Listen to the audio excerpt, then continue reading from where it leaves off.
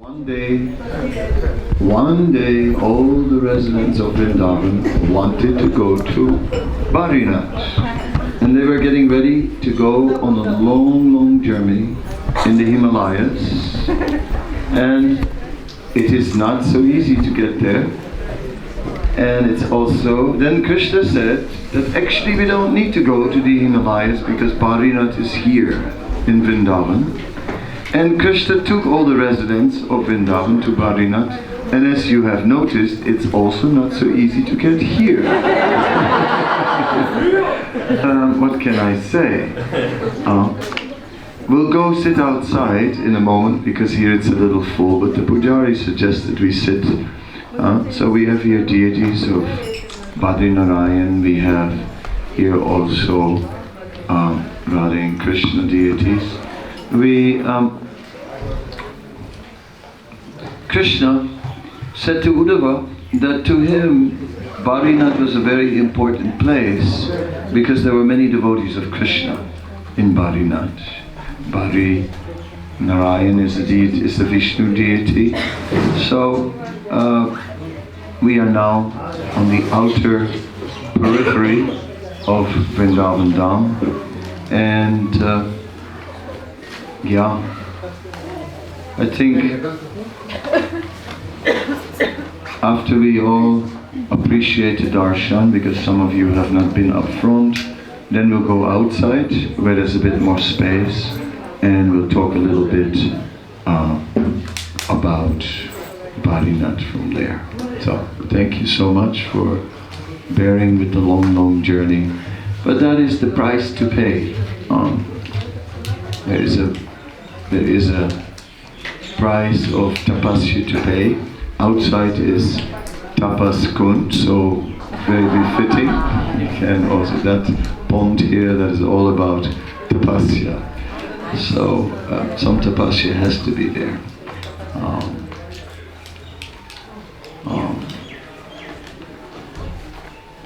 Shall I talk here outside?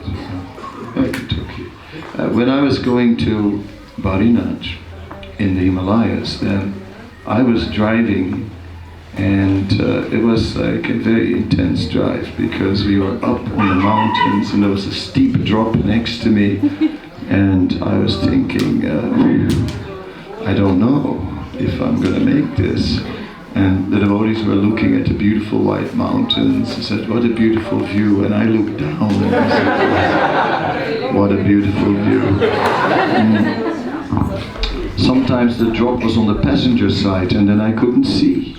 And I had to ask, I had a co-driver, I said, how many centimeters? 10 centimeters, 10 centimeters, 5 centimeters, 5 centimeters from the edge. It was very nerve-wracking. At one point we took a wrong turn and got into a small road, and it got smaller and smaller, and then we got stuck. And then I had to go back downwards. It was very intense. All the devotees got out of the van and only I was still in there. So Himalayas is exciting. Of course our Gaur-Narayan is a Pahari. He is from the mountains, from the Himalayas near Nainital. But in Vrindavan, Krishna arranged it that all the holy places are there. Now, we should understand that this Badrinath here in Vrindavan is not the replica of the original one that is in the Himalayas. No, it is rather that this is the original one. This is Adi Badri. This is the original Badrinath, and the Badrinath in the Himalayas is the reflection. Because Vrindavan is the origin of everything. So since Vrindavan is the origin, therefore the Badrinath here is the original Badrinath, and the Badrinath in the Himalayas, that is actually the reflection of this original Badrinath. So don't think, oh, some people actually were thinking this morning that we were going to go to the Himalayas. I said, wow, Badrinath, I really want to go there. The Himalayas have never been. These people, I don't know, serious, some people really thought we were going to the Himalayas. But actually, this is better than the Himalayas because here there is greater benefit. It is said there's 1,000 times more benefit in this place than one gets in Badrinath, in the Himalayas. So this is the best Badrinath. Of course, we are remembering how in Badrinath, how Vyasadeva is there, staying in a cave. And we remember how that's a little bit up in Tapovan, and there it said Vyasadeva is still there. And it is said that Madhvacharya, he actually met Vyasadeva there. If you look at our disciplic succession, I mean, it is kind of interesting because it starts Krishna, Brahma, Narada, Vyas, and then you go to Madhava, Madhvacharya. So that's like, there's 4,000 years in between. Madhva. We just jumped 4,000 years in our Sampradaya. Did you know that? That there was a jump of 4,000 years in the Sampradaya. How about that? We always pride ourselves and we have a bona fide Sampradaya, but there's a gap of 4,000 years between Vyasadeva and Madhvacharya. So one has to accept this point that Madhvacharya actually went up into the Himalayas and had the darshan of Vyasadeva. That is our tradition. So that is one interesting element about Badrikashram. Another interesting element is the sages Nara Narayan. The sages Nara Narayan are also present here in the temple. And of course Nara Narayan are representing Krishna and Arjuna. So it is said that Nara is an expansion of Arjuna and Narayan is the expansion of Krishna. So in this way, Krishna and Arjuna, who really brought the Bhagavad-gita to the world. I mean, the most important point is the discussion between Krishna and Arjuna. The most important point is not that Arjuna was the most powerful warrior who won basically the battle of Kurukshetra. The fact that he won the battle, that was okay, but most important was that actually Senior Ubayor Madhye, that between the two armies the Bhagavad-gita was spoken. That was really the essence. So when we speak about Narayan, we speak about the combination of the Supreme Lord and his devotee, and his fully transcendental devotee, both on the perfect transcendental platform. One being Vibhu, one being omniscient, and the other one being Anu, or atomic in size. And yet, the atomic jiva, the atomic living entity, becomes also empowered to the transcendental platform, and then begins to also display the nature of Sat-Chidanand.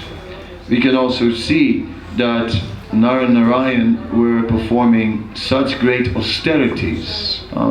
So yes, we are ending our Parikrama, we're ending our Kartik with a little bit of austerity. What can we do? Somehow or other, I don't know how it happened, why this came on the last day. I forgot. Honestly speaking, when we were making the list of places, somehow or other said, oh, we forgot Adibadri, yes.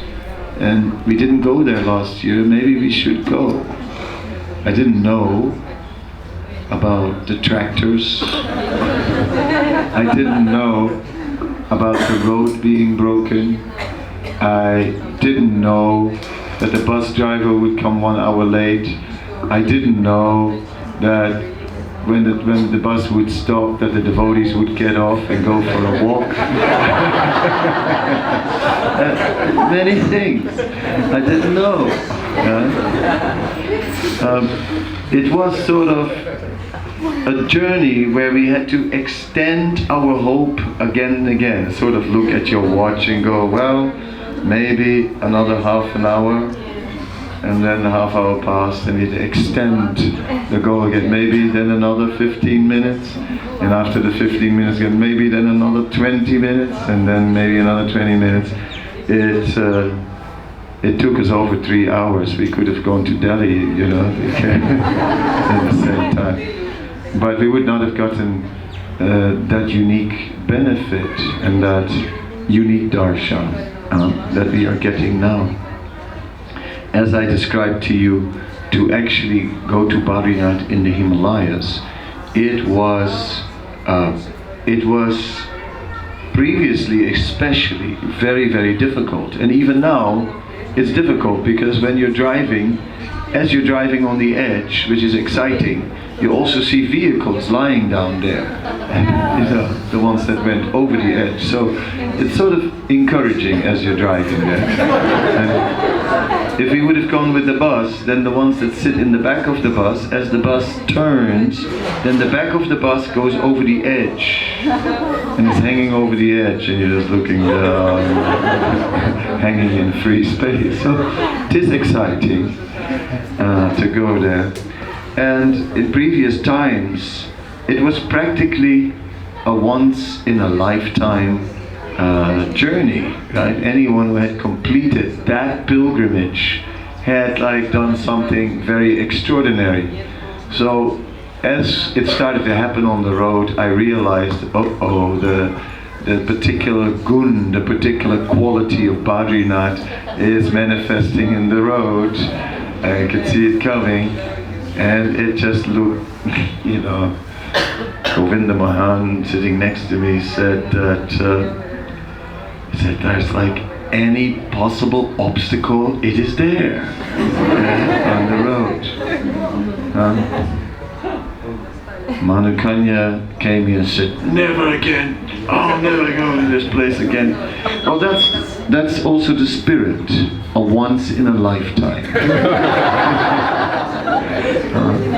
It is a once in a lifetime experience. It is very special, actually. So, okay, how do we turn this thing down? Echo, echo, echo. Which one is it? This one. Okay. So, it is a little bit difficult. But that is where we show our eagerness to approach the Lord. One is to show his eagerness. Where our Badrinarayan is residing in the Himalayas, the temperature in the winter drops to -70. So even the pujaris don't stay during that time. It's sort of like only penguins can survive at that temperature. And so the pujaris, they come down, right, and down the mountain, but then who will take care of the Lord? It is said, but when the pujaris return in spring, the lamp in the temple is burning. And how is it possible? When the pujari leaves before the winter, he puts oil and in the lamp, and the wick is there and it's burning, an oil lamp. But then it's still burning when they return after the winter. How is it possible? It is said that Narada Muni goes there and that he does the puja during the winter, and that he is filling up that lamp and so on. And he is a spiritual body, so then you don't have to worry about -70. It doesn't affect you. So in this way, somehow or other, Badrinath, Badrika Ashram, is a place of austerity. It is a place where one realizes that it's not so cheap to approach the Supreme Personality of Godhead. We have traveled all over the Dham in the last so many days. We visited many places, but we appreciate that each time, although we went all over Vrindavan, the question can be asked, did we really enter Vrindavan? Did we actually enter Vrindavan? Prabhupada would say you cannot go by plane, by car, by bus, by train to Vrindavan. It's not possible. Although some of us may feel, oh yes, I live here. Are we really living here in Vrindavan? Or where do we live? And so to really enter Vrindavan, to go deeper beyond that layer of Yoga Maya that covers Vrindavan, for that one has to make the special effort. So today, we on our last day, that will be our meditation. Every day we had a meditation. I forgot some of them, but today our meditation is the special effort. Absolutely, the determination that no matter what obstacle comes on the path, we persevere. I heard that bus number 1 had to actually lift the second tractor. The one that we walked past, like the whole group had to take the tractor and say, I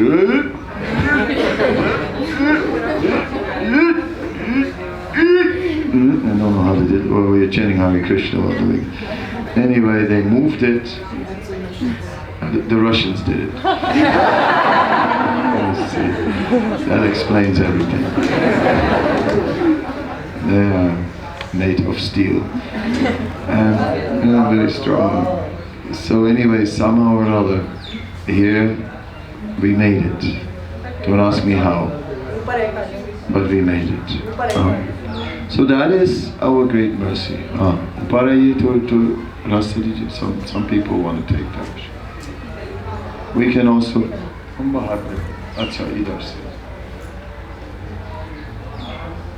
They'll come from there, so we have to give in the front a little bit of passageway.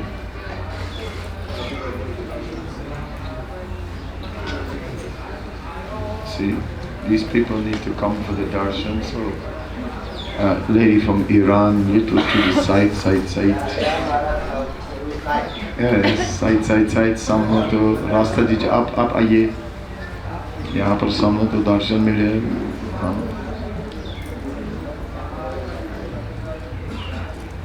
ठीक, चलेगा. हरे कृष्ण. जय हो बद्रीनारायण की जय. बद्रीनारायण भगवान की जय. नारायण भगवान की जय. गंगोत्री यमुनोत्री की जय. सरस्वती की जय. लक्ष्मण झूला की जय. परम गुरु दयाल की जय. परम गुरु दयाल की जय. आज के आनंद की जय. जय जय Shri Ram.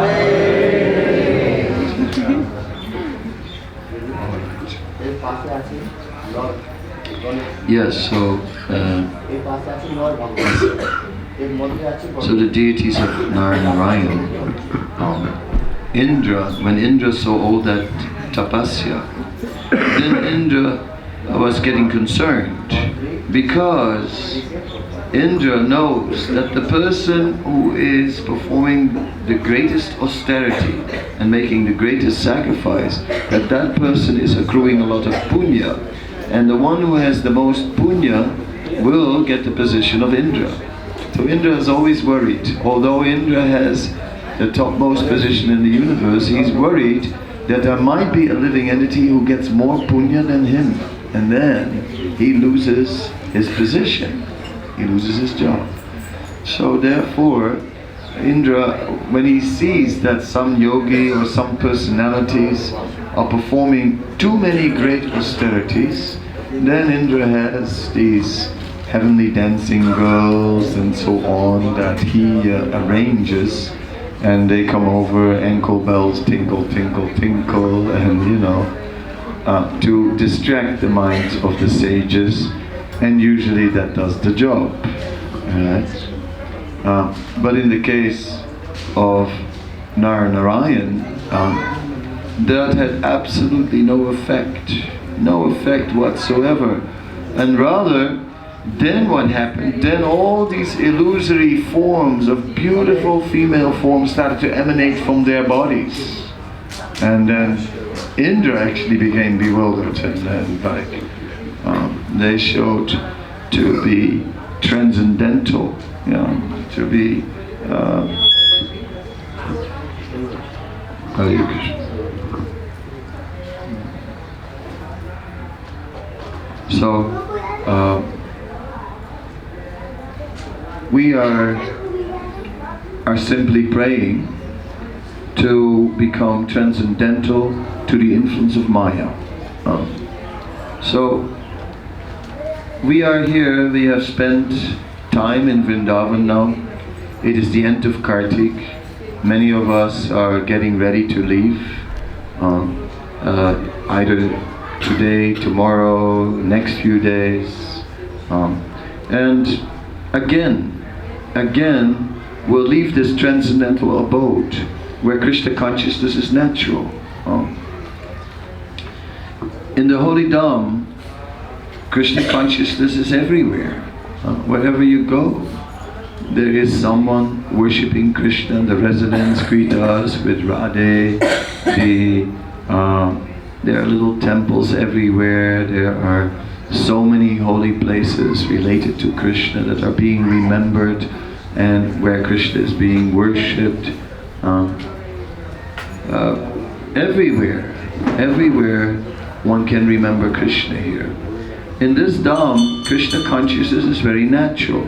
But when we go back to the West, then Krishna consciousness is very localized. There's the temple in an ocean of Maya. And all around us is Maya.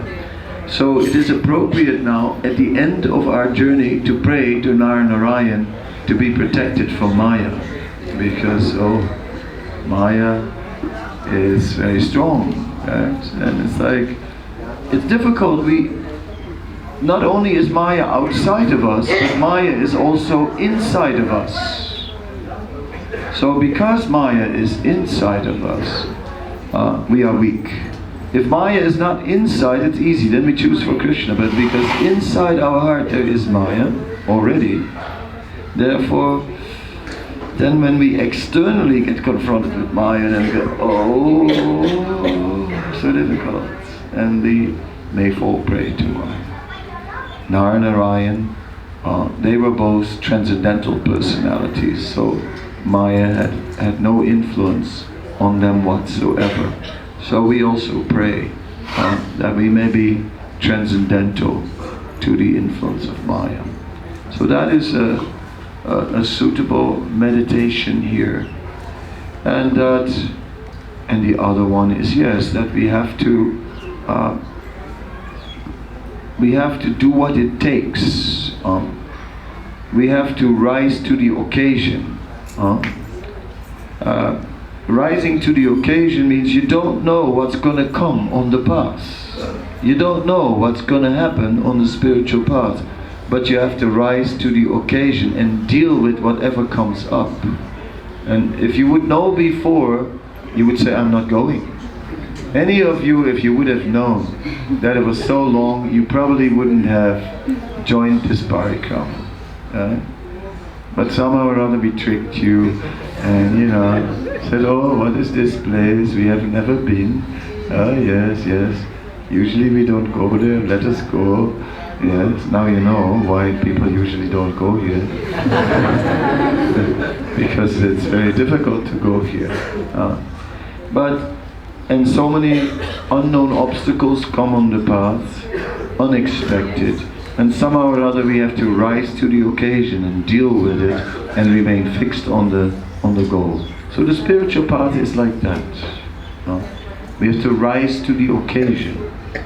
Whatever comes on our path, choose for Krishna in any situation.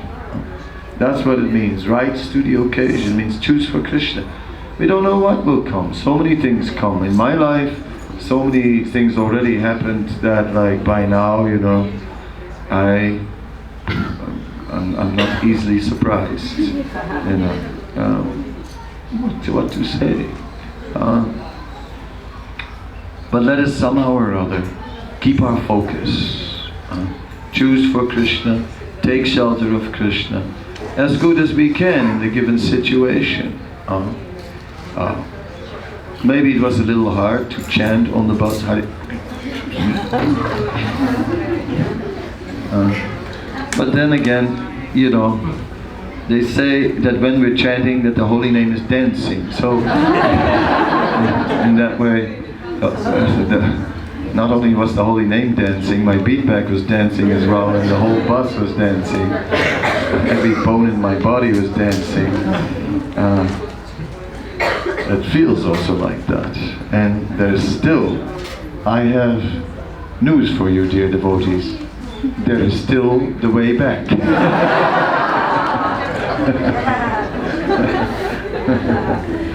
Anyhow, so it will be an exciting day.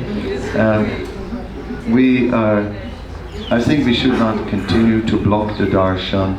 Let us go outside and let us discuss a little bit more outside about the other places that are here. Then there is a mountain to climb, because you didn't think we would come this far without climbing at least one of the hills. Oh yes. Hare Krishna. So, for a whole month, we have been in this month of Kartik, and for a whole month we have been getting multiplied benefit. For a whole month, for a whole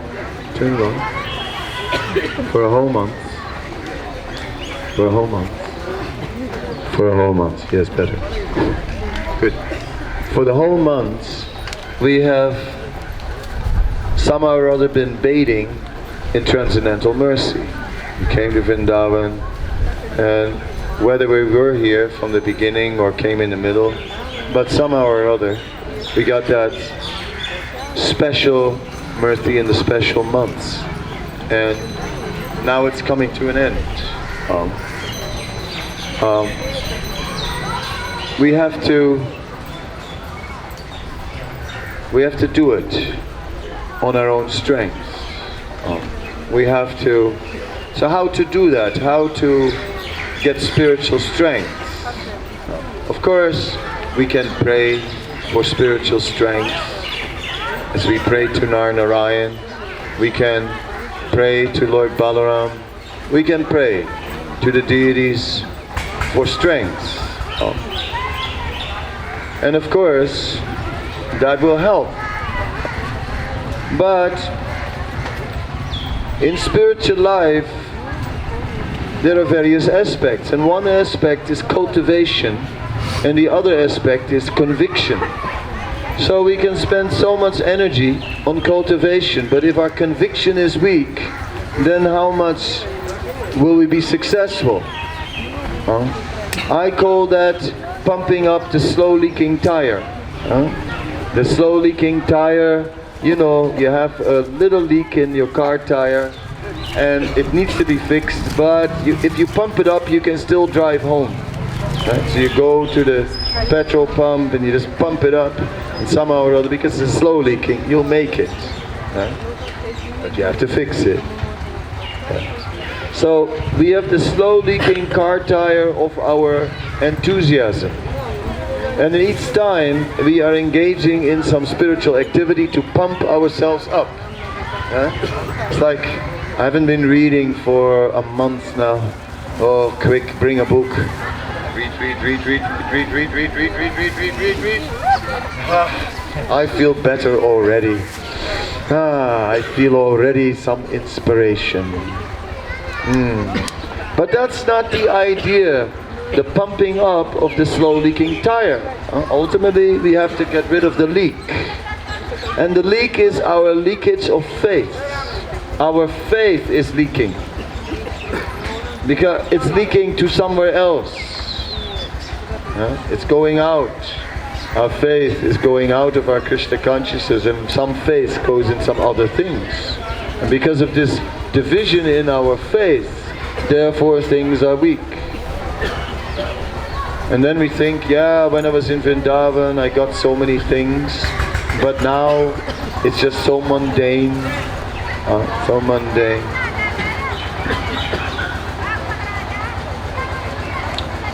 It is not just about cultivation in Krishna consciousness. It is also about conviction, about being convinced. This material world, what is this place? It is just, sometimes it's straight misery, and sometimes it's disguised misery, sugar-coated misery. But that's really what is there. It's just like, and we have so many hopes. Oh, I want this, I want that, but in the end, yeah, we'll get something also. We'll get some nice moments, get some terrible moments, get it all. That's fine, call it life, write poetry about it or a biography, and just post it with all the other biographies. Yeah? And it says in the 11th canto of Bhagavatam, in the end nothing will be remembered. Only names will remain, and even they will be forgotten. So, it's about conviction. It's about being convinced, about investing in spiritual life, and that is what it's about. When we are deeply convinced, then we don't need so much cultivation. But when we are not so convinced, then we have to constantly hear, constantly more. I need to be reminded of Krishna, otherwise, oh, what will I do?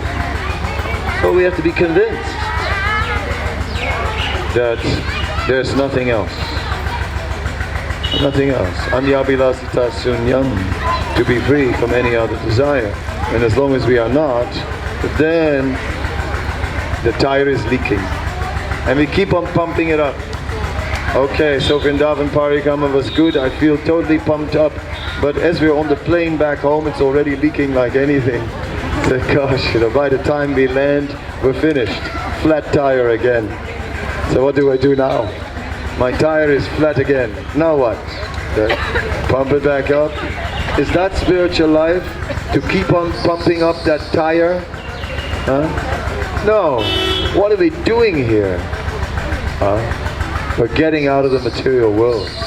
There's really no other purpose in life. And everything else, well, it comes on the way, and it comes as it is.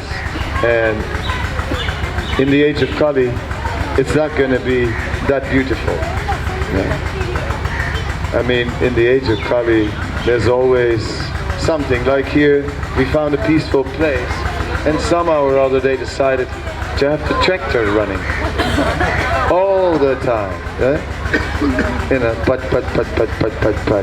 It is, and Adi Keshava was selling Adri Badri to me, said, it's so nice, it's so quiet. Yeah. It's so quiet. But. What can you do? It is not possible to just get it perfect in this age of Kali. One has to always sort of block out some disturbance, and then within it find some Krishna consciousness. That is how it is in spiritual life. We're living in a crazy world, and you have to block it out and then keep your little Krishna bubble, right? Nice. And that's where our own little sacred space in the midst of all this madness. That's what we need to create and need to find.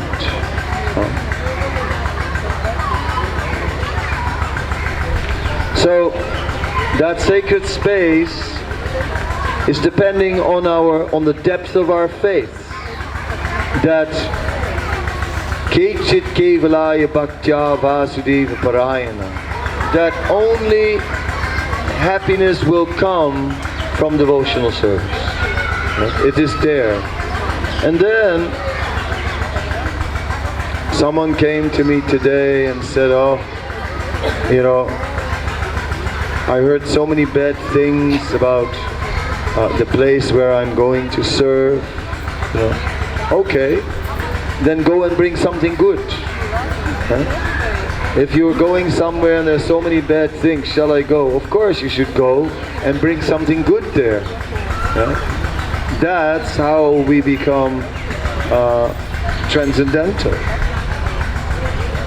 It's not about taking. What are we taking from Vrindavan? What we are taking from Vrindavan is that we have to give. That's what we're taking. If we don't take that, then we've missed the boat. If we think we came here to get something, then we got it wrong. We came here to learn to give. It is by giving only that one can rise above. Because taking means selfish, means me, I and mine, means my senses, my happiness, my spiritual life, my experience, my Krishna consciousness, everything I and mine. But actually, that will not work. In the beginning, we experience it as an austerity when we have to rise above this I and mine, because we want some immediate sense enjoyment and not fighting all the time in spiritual life. But one thing will save us, and that is taking responsibility. Only taking responsibility in devotional service will do it. That's all. Take some service and something practical, something we can do. If we have to chant all day, how long can we? Haridas Thakur is chanting 300,000 names. Now imagine you could chant 300,000 names in one day. Imagine. The next day you would probably have to go to the hospital, to recover from all that, incredible austerity. We definitely could not do it again the next day. And even if you could do it 2 days in a row, the third day we'd probably say, I need a break, I need a break. I've been chanting non-stop now for 2 days. Non-stop for 2 days. I mean, it's just like too much, I gotta slow down now. And, how long? So that we cannot do. So let us do something practical, something that relates to our natures, something we can do, and do that. Chant 16 rounds and then do service. And that is the key. It is there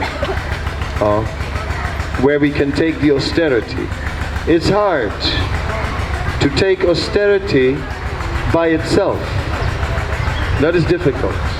If you say, I'm just going to fast, that's hard because it's austerity by itself. But if you say, well, it's Krishna Janmashtami, it's Krishna's day, and this day we offer everything to Krishna, so instead of eating, we cook for Krishna, instead of the whole day we just serve Krishna, and we don't even take time to eat. Just whole day service, service, service, because it's Krishna's day. Alright, then we got the spirit on what strength we fast. But if it's just we're fasting, then we're just not doing. That is very difficult, to not do something. But when we're so busy doing things, giving all our energy, then the other things go away. Then the austerities become possible. So that is the only way that we are actually able to perform austerities, by taking responsibility in devotional service. And in that way, our movement is unique. I have spoken on this Parikrama about the how we entered Vrindavan through the Prabhupada gate. You know that from where we take the buses, that there's a gate over the road, and you probably know that's the Prabhupada gate, that gate was erected for Srila Prabhupada. In case you didn't know, you know now. So we came into Vrindavan through the Prabhupada gate. Other people came into Vrindavan in another way. Some people come into Vrindavan by birth. Some people come into Vrindavan by some other spiritual, some other sampradaya, some other movement, or whatever way they come in. Okay? But we come in through the Prabhupada gate. In the Prabhupada gate, we are not the most austere movement. That's for sure. We, amongst all the Vaishnavas in the world, the Prabhupada's movement is not the most austere. amongst all the Vaishnavas in the world, Prabhupada's movement is not the most strict in following all the rules and regulations. We are not the best at it. If it depends on following rules and regulations, then we are in trouble. Right? So, but in Prabhupada's movement, we depend on one thing, and that is devotional service.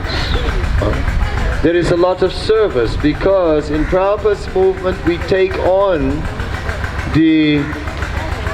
somehow or other the mission of preaching Krishna consciousness in so many ways, so many festivals, so many temples, so many things going on. There are people here in Vrindavan who just sit here in a very simple place, in a very simple cottage, and who very simply chant Hare Krishna every day. And that's all they do. Day in, day out, year in, year out. We would go nuts after a while. So it's like, this is too much, you know. I mean, how can I sit here, just sit here? I gotta do something. So in Prabhupada's movement, we have that opportunity to do something because we are part of Lord Chaitanya's mission. And in this way, we simply glorify Krishna. So that is for us who came to the Prabhupada gate. And we should understand that is our entrance. Therefore, especially for us,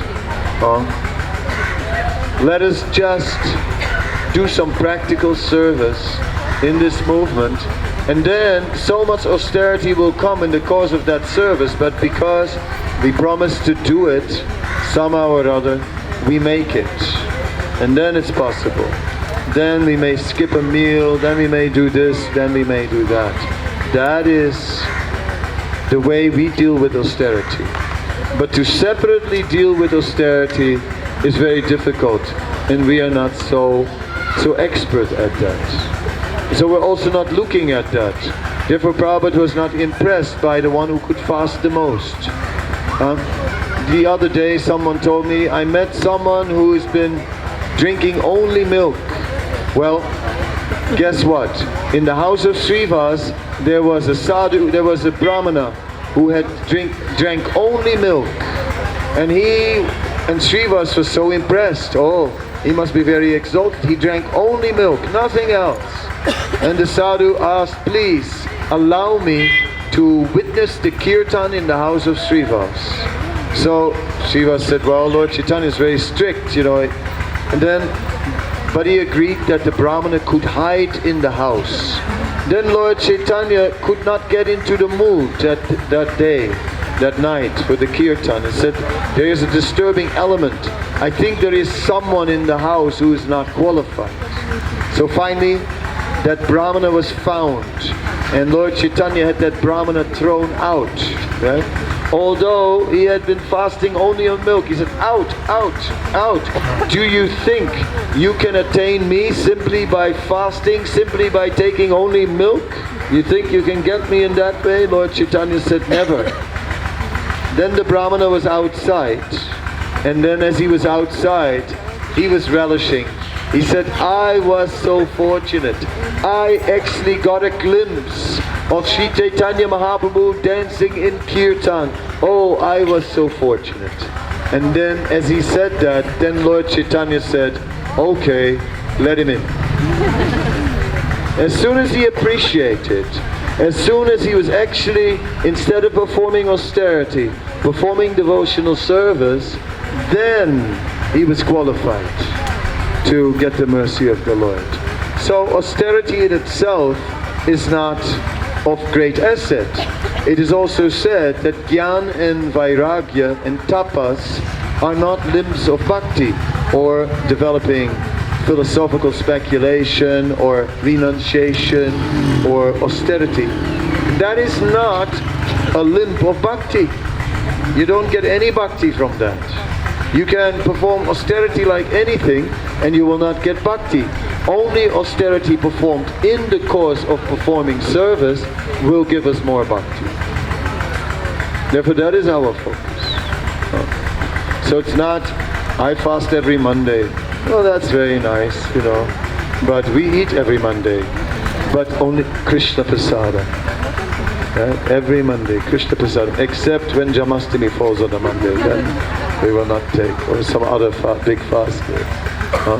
And because then we will absorb in so much service for Krishna.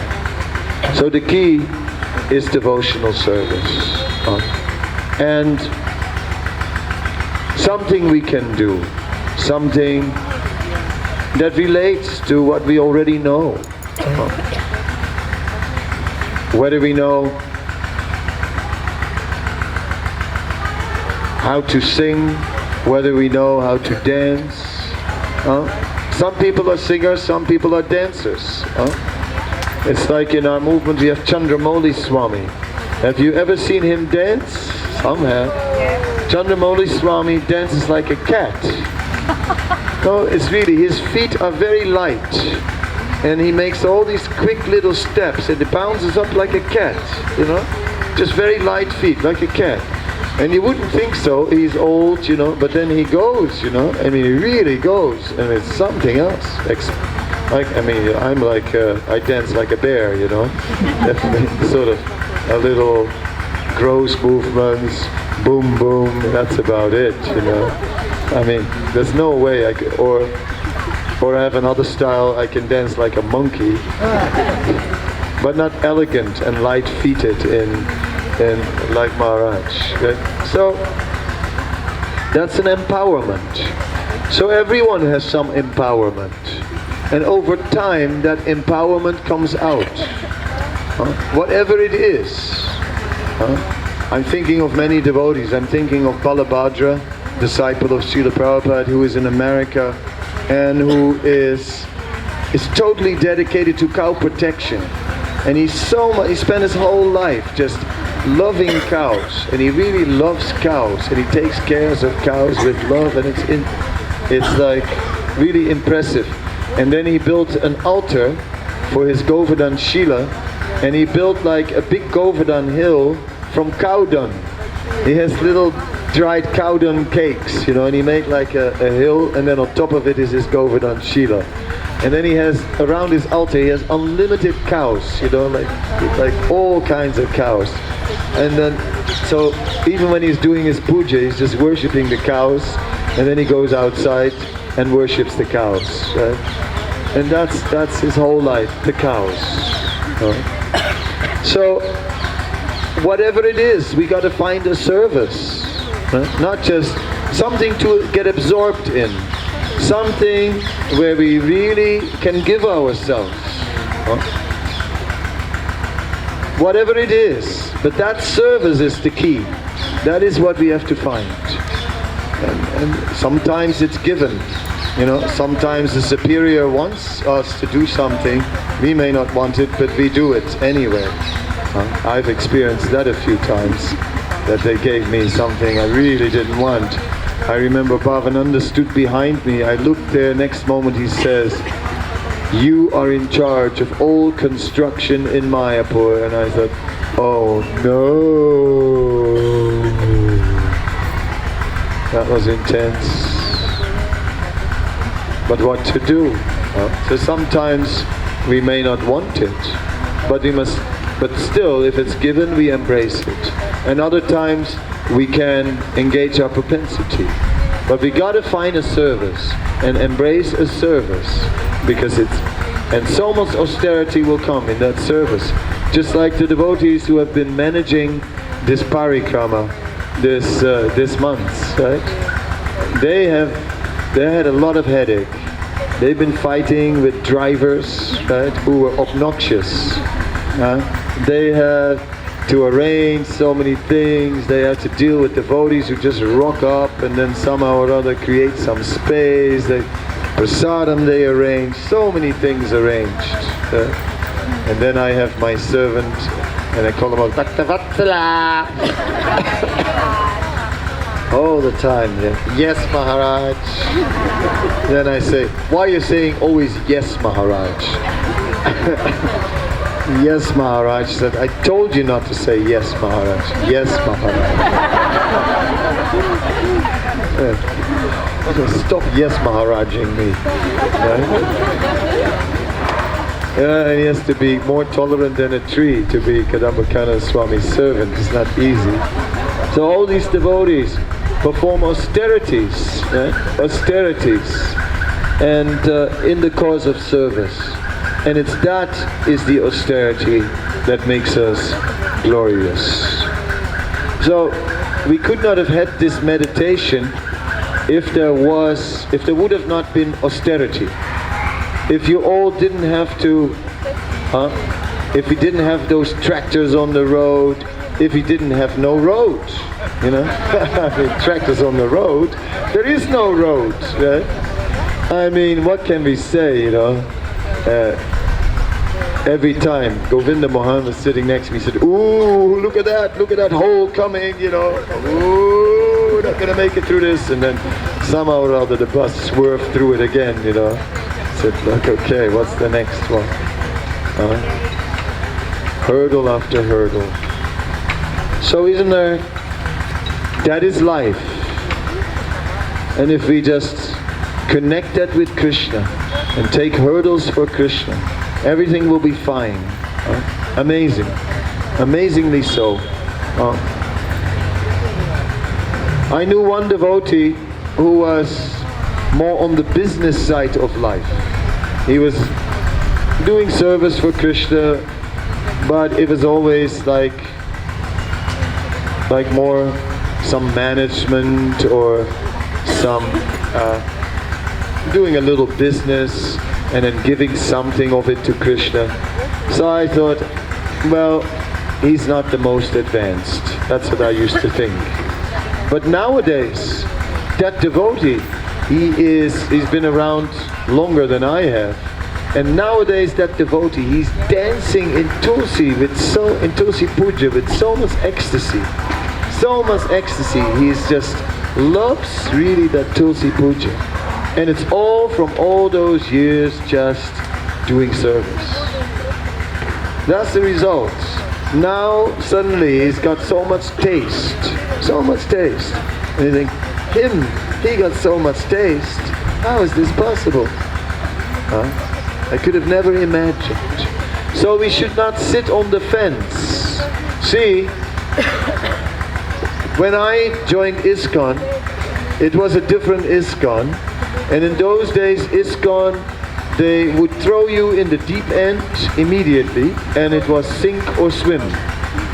You were supposed to join the temple and nothing else. You were supposed to give everything you had, and then when you were in the temple, they would throw you on the street a few hours later. And and they made you distribute books. You didn't know, you hadn't even read them. You didn't know what it was all about, but somehow or other, that's what they did. And everything was like that. They'd ask, can you cook? And they said, no. They said, oh, it's easy. You just put some water on the stove, you put some dal and rice, and you boil it for a while, add some spice, and you have khichdi. Very easy, very easy. And then somehow or other you did it, and then you managed it somehow or other with great difficulty, and the next day they would make you in charge of the kitchen. That's as simple how it was. Absolutely based on surrender, somehow or other. And if you could say like, yeah, but I really don't know. Don't worry, Krishna will help you. What could you say after that? I don't know how to cook. Krishna will help you. Very dramatic, in a deep voice. So, but nowadays, the movement has become a congregational movement. Most devotees never move in a temple. They add Krishna to their life, right? They add Krishna. And otherwise their life stays the same. And Krishna is added. And it's not like that revolutionary thing anymore, a complete change where you completely just jump in the deep end and do whatever they say. Yeah? That is not there now. Now it's like, well, okay, I'll do some service. I will do some service. Yeah, I want to do some service. But not that service. And not that service either. I only like chocolate service. Yeah?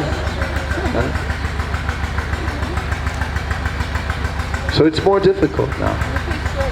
But we have to take some service and really take it and really make something of it. Make something of that service. And then that service will grow and grow and grow, and we will grow with it. The service will take us away and make us do things for Krishna because it's necessary for the service. And that's the key in spiritual life. And that is the meditation that I would like to take with us today. Austerity in devotional service. Alright, let's climb that hill and then we go the long, long, long way back to Vrindavan, over that bumpy road and through these ditches, and I don't know what tractors we'll find on the road over there, or what cranes, or whatever surprises are waiting for us, but I got a feeling it ain't over yet. Thank you very much. Srila Prabhupada Ki Jai.